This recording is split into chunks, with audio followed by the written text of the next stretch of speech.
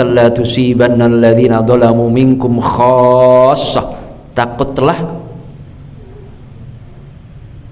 ketika terjadi musibah yang tidak hanya menimpa yang zalim, tapi juga akan menimpa orang-orang soleh tapi berdiam diri, tidak peduli dengan lingkungannya. Sakarmu fasna masita, meskipun dalam hadis itu ada illam tastahyi fasna masita, kalaupun kamu nggak malu, sudahlah buat sesukamu. Itu sebenarnya bukan membiarkan, tapi maksudnya adalah sebuah sindiran. Kalau kamu nggak mau diatur sakarepmu, tapi tahu akibatnya nanti, ibaratnya begitulah. Jadi ini penting, bagaimana kepedulian terhadap lingkungan ini, dan itu dilakukan oleh Nabi Ibrahim muda, ya.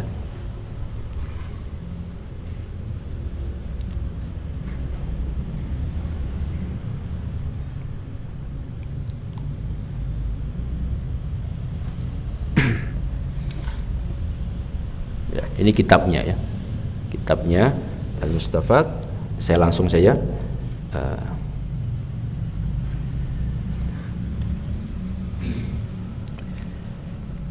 Kita baca di dalam surah yaitu surah Al-An'am. Jangan nanti buka di surah Al-An'am ayat 74 sampai 79. Ya. Ini tadi sudah saya sampaikan bahwa Nabi Ibrahim seorang pemuda yang hanif, seorang pemuda yang tetap lurus dalam fitrah Allah, sehingga di dalam surah Al-An'am 74 sampai 79 dia peduli terhadap lingkungannya. Ayahnya tidak sesuai dengan keyakinan imannya kepada Allah, maka diingatkan, ya.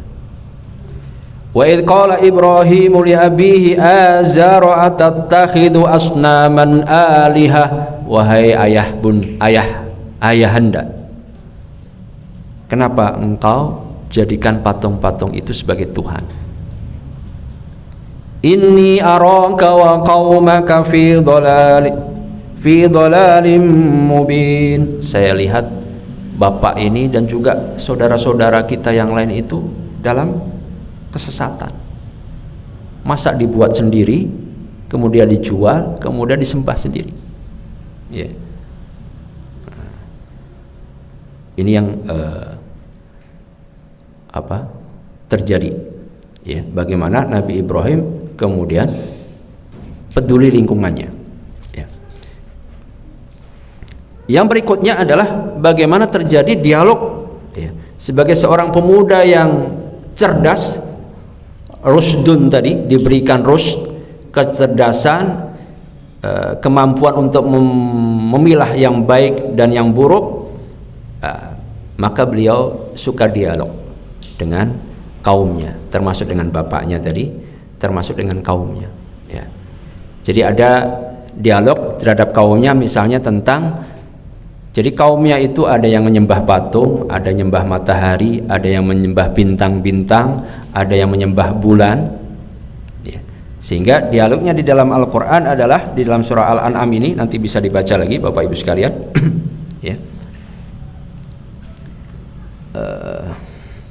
Wa kadzalika nuri Ibrahim malakutas samawati wal ard waliyakuna minal muqinin falamma janna alaihi al-laila ra'a kawkaba. Jadi ketika malam ada bintang-bintang, qala hadza rabbi, kaumnya mengatakan inilah Tuhan kita, Tuhan kita ini bintang. Falamma afala qala la uhibbul afilin. Tapi ini konteksnya para mufasir mengatakan ini bukan dalam konteks Nabi Ibrahim mencari sebuah pencarian Tuhan, tidak, ya. Tapi ini dalam sebuah proses dialog dengan kaumnya. Tapi dibahasakan seakan-akan di sini penggunaan bahasanya Nabi Ibrahim sedang mencari Tuhan, tidak. Sejak awal Nabi Ibrahim itu hanif, fitrah. Bukan berarti itu bintang menyinari malam hari sehingga kita dunia terang, ini kayaknya cocok jadi Tuhan.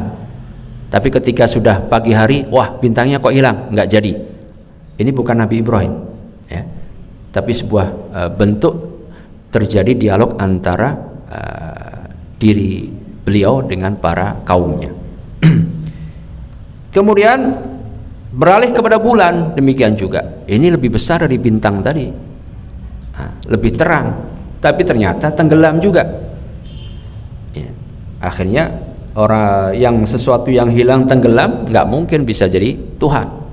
Ketika melihat malam matahari, falamma ra'a asy-syamsa bazighatan qala hadza rabbi hadza akbar. Ini lebih besar lagi, lebih terang lagi.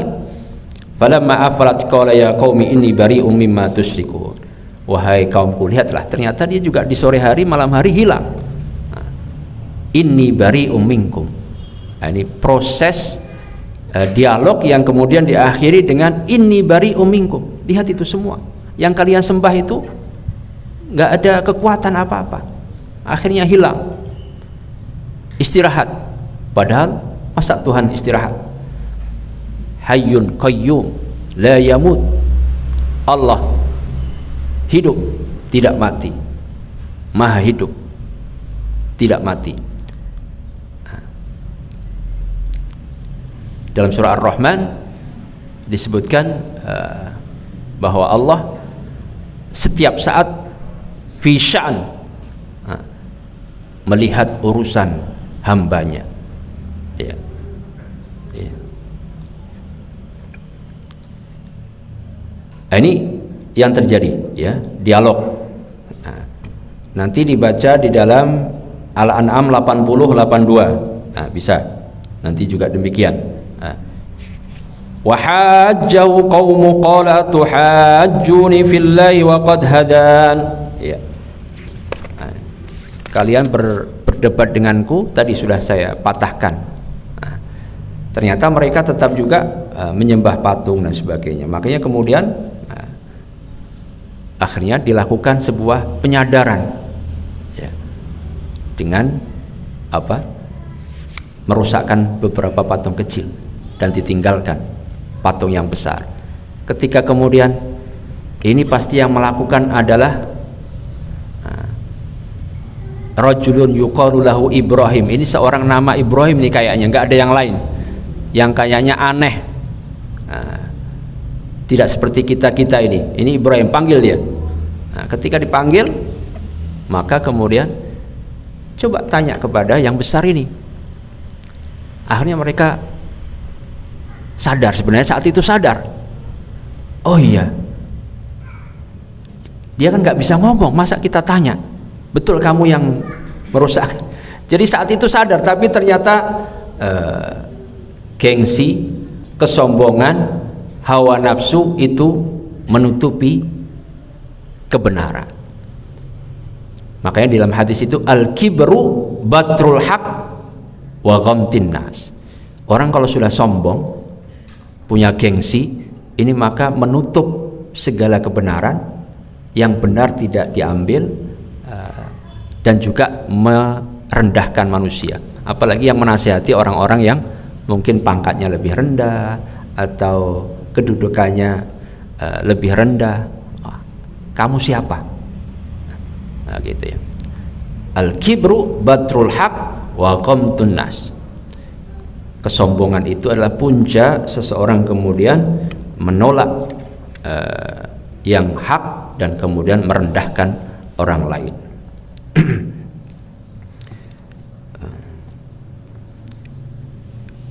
Tapi tetap lutfun, kepedulian Nabi Ibrahim dengan lingkungannya seperti itu dilakukan dengan lutfun, tenang, lembut, ya.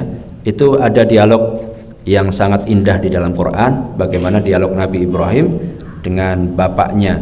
Wadhkur fil kitabi Ibrahim innahu kana siddiqan nabiyya idh qala li abihi ya abati lima ta'budu ma la yasma'u wa la yubsiru wa la yughni anka syai'a. Ayahanda, coba perhatikan, patung itu kan nggak bisa mendengar, patung itu nggak bisa berbicara, tidak bisa melihat. kenapa ayahanda sembah? Ya. Tidak bisa menolong ketika dihancurkan yang kecil-kecil, juga tidak bisa mempertahankan dirinya. Ya. Ya abati inni qad ja'ani minal ilm ma lam ya'tika fattabi'ni ahdika siratan sawiyya. Wahai bapakku, wahai ayahandaku. Ini dialog yang lembut. Ini juga dalam dakwah seperti itu. Ya. Teladan yang bisa kita ambil dari kisah Nabi Ibrahim, yaitu seorang pemuda yang cerdas, suka dialog dengan kelembutan, ya, dengan kelembutan. Oke, saya lanjutkan. Oke. Ini belum bersama Nabi Ismail putranya. Oke. Ini masih bagaimana Nabi Ibrahim sebagai seorang pemuda tetap dalam kebenaran, ya, di tengah lingkungan yang seperti itu. Ya. Ya. Sampailah kemudian, ya, memang orang kepada berpegang dengan kebaikan, kebenaran, ataupun menyerukan kebenaran ini kadang-kadang ya nggak disukai orang, ya. Ada musuhnya. Nabi Muhammad, Nabi kita, dikatakan gila, dikatakan sihir, ahli sihir, dan seterusnya dan seterusnya. Ya. Nabi-nabi dikatakan ya totoh Harun. Nabi Lut itu dikatakan ya totoh Harun. Ini sok suci, ya, bahasa sekarang sok suci. Nah, karena anggapannya lingkungan waktu itu sudah seperti itu mereka semuanya, LGBT. Sehingga Nabi Lut yang tetap dalam kemanusiaannya, ya, itu dianggap sok suci. Nah, ya. Maka mendapatkan cobaan juga, hariku wansuru alihatakum, bakar. Ya, kejadiannya kita tahu dalam kisahnya, kemudian Nabi Ibrahim dibakar, tapi Allah bersamanya. Bagaimana tidak Allah bersamanya? Dia adalah kekasih Allah, Khalilur Rahman, Khalilullah. Maka demikian juga seorang hamba yang mahabbatullah tadi, ma'iyatullah, bersama Allah, akan bersamanya, melihat dengan penglihatan Allah, mendengar dengan pendengaran Allah. Ya. Bapak Ibu sekalian yang dirahmati Allah, berikutnya yang bisa kita ambil dalam kisah Nabi Ibrahim adalah tadi dakwah dengan lembut. Ini Maryam 41-42. Kemudian yang berikutnya adalah Nabi Ibrahim bapak teladan bagi putra-putranya, bagi anak-anaknya. Ya. Sudah jam 8 nggih. Enggak terasa nggih. Baik. Langsung tutup. Sampun. Kita tutup atau dispundi? Masih siap sampai zuhur? Saya berangkat tadi jam 3 ya, dari malam sampai sini, alhamdulillah ternyata nggak terlalu lama ya. Sempat mau terpikir lewat tol, wah ini jalannya takut macet, ternyata saya lihat di Google Map di handphone saya dilewatkan tol. Saya coba perbandingan handphone istri, saya juga suruh buka Google Map-nya, dilewatkan jalan biasa. Jadi setiap saya coba ikut jalan biasa sesuai Google Map istri saya, U-turn, suruh U-turn, putar balik ke kanan. Setiap mulai Pasuruan, kemudian Grati, setiap ada pintu ke tol ke kanan ya. Tapi saya istiqomah, coba jalan biasa, alhamdulillah nyampe juga lebih awal ya. Karena perbandingan waktunya cuma beda 10 menit, beda sebenarnya. Iya. Nabi Ibrahim bapak teladan bagi anak-anaknya. Sebentar, insya Allah sebentar, tidak lama lagi. Jadi ini yang salah satu yang terkait dengan peristiwa haji yang kita menjadi syariat dalam ajaran kita, ajaran Nabi Muhammad SAW. Hakikatnya peristiwa haji ini adalah refleksi dari apa yang telah menjadi amalan Nabi Ibrahim bersama keluarga beliau, Siti Hajar, istri beliau, dan putranya Nabi Ismail. Ya.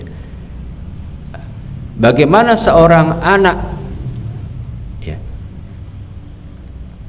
ketika mendapat penyampaian dari bapaknya, wahai anakku, ya bunayya, inni ara fil manami anni adbahuka fanzur madza tara. Seorang bapak setelah sekian lama menunggu adanya anak keturunan, akhirnya Allah beri keturunan.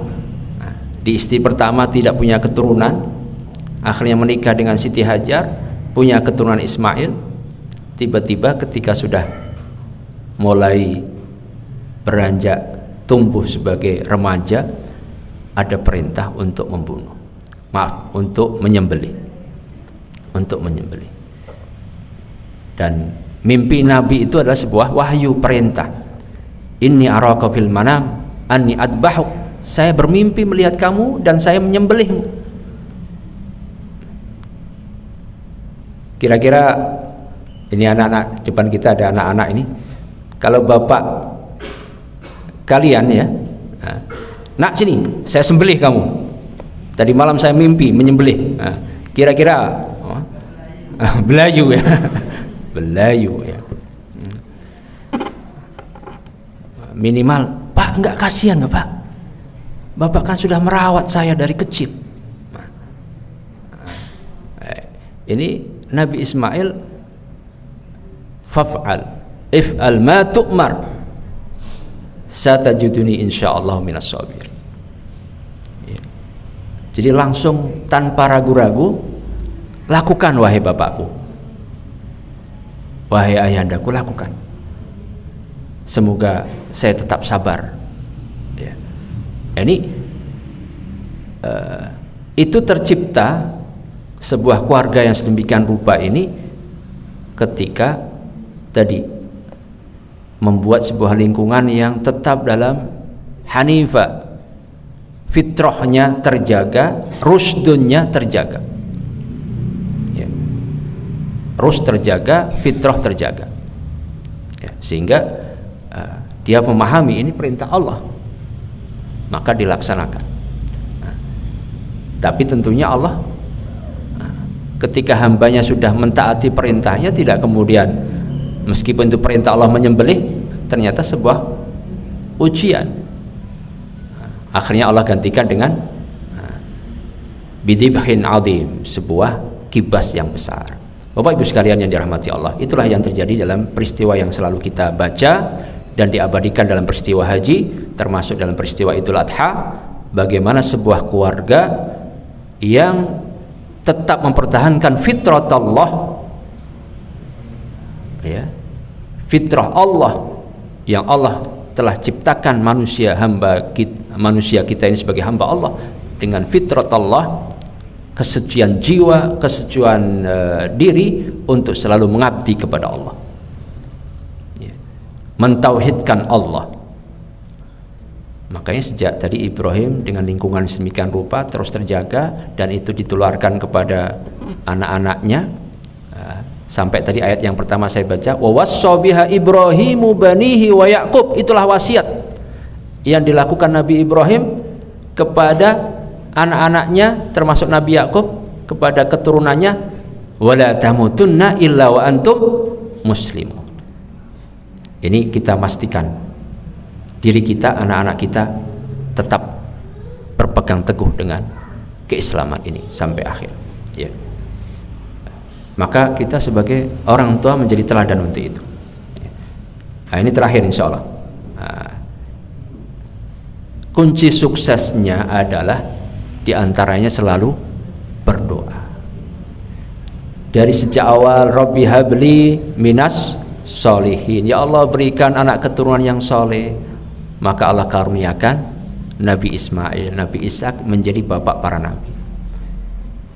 Ini kita orang tua setelah melakukan tadi, ya, tentunya saya tidak, karena waktu ya, nanti mungkin dalam kesempatan yang lain kita baca kisah Nabi Ismail dan seterusnya. Jadi bagaimana kemudian penanaman akidah yang kuat kepada Allah kemudian diikuti dengan ibadah tadi, Makanya salah satu nasihat Nabi Ismail kepada putra-putrinya, wa'mur ahlaka bis sholati wastabir 'alaiha, yaitu salat. Nah, ini bentuk ketaatan kepada Allah adalah salat. Nah, ini maka menjadikan doa Nabi Ibrahim, muqimis shalah Rabbi ji'alni muqimis shalah wa min dzurriyyati Rabbana wa taqabbal du'a, dan seterusnya. Banyak doa yang bisa dibaca nanti. Lebih mudahnya jenengan buka aja misalnya di Google doa-doa Nabi Ibrahim, itu langsung muncul. Jadi bergantung kepada Allah, pergantungan kepada Allah itu menjadi sesuatu yang penting. Tawakal setelah melakukan usaha-usaha tadi, mendidik anak dengan baik, mempertahankan, memilihkan lingkungan yang baik, maka yang berikutnya adalah berdoa. Nah, ini sebuah nilai akidah tauhid, kebergantungan selalu kepada Allah. Inilah yang akan insya Allah menjadikan alhamdulillah sudah selesai. Sudah selesai. Bapak Ibu sekalian yang dirahmati Allah Subhanahu wa taala, kira-kira itu yang dapat saya sampaikan. Mohon maaf kalau agak panjang ya. Jadi semoga kita dengan selalu menghadirkan Quran di dalam diri kita, keluarga kita, dan membacanya, termasuk mengambil teladan dari para kisah para nabi ini, wabil khusus kisah Nabi Ibrahim yang Allah sudah sebutkan tadi sebagai teladan bagi umat ini.